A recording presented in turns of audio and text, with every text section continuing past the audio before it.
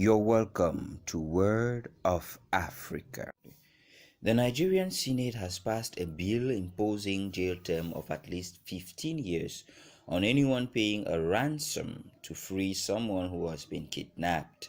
Anyone who transfers funds, makes payment, or colludes with an abductor, kidnapper, or terrorist to receive any ransom for the release of any person who has been wrongfully confined, imprisoned, or kidnapped is guilty of a felony and is liable on conviction to a term of imprisonment. Critics say the move is unfair as it criminalizes people who are desperate to free their relatives. It is better I do it, let my children come out and be under the roof of their father, let the government arrest me, then we meet in court. There is no how we'll fold our hand and watch our children in the bush, and then you tell us anybody who negotiate the life of his child will be persecuted. Let's not forget the fact that, we are the poverty capital of the world, but this year people have become increasingly poorer. So the desperation to find one means or the other to feed themselves will push more and more people into petty crimes. The government isn't addressing this as a holistic problem.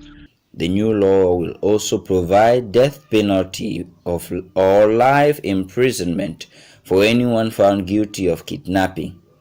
For more than a decade, Nigeria has been struggling to deal with a deadly wave of kidnappings for ransom by armed groups.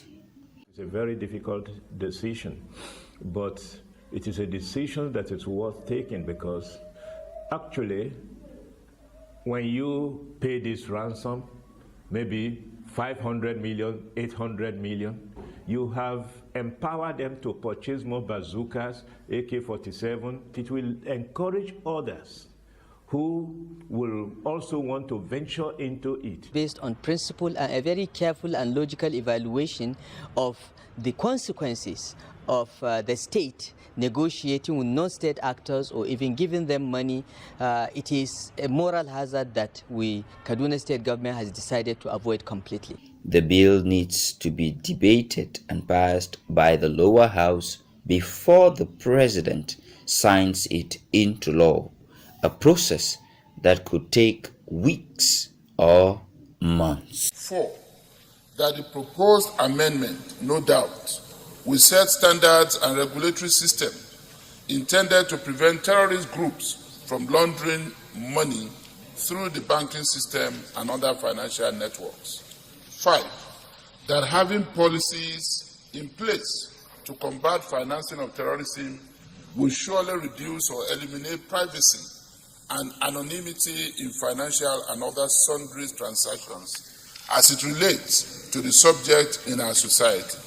6. That the need to comprehensively review the Terrorism Prevention Act arose from the unfavorable ratings of Financial Act Task Force recommendations of Nigeria's Mutual Evaluation Report and consequent placement of Nigeria in FACT's international cooperation and review group process with its impending sanctions on Nigeria's economy. Well, congratulations to the Senate for passing this very, very important bill on terrorism. And it is our belief here in the Senate that this bill, by the time signed into an act by Mr. President, will enhance the efforts of this government in the fight against terrorism, kidnapping, and other associated and related vices. For more news on what is happening across Africa, subscribe, comment, and hit the notification icon. Thanks for watching Word of Africa.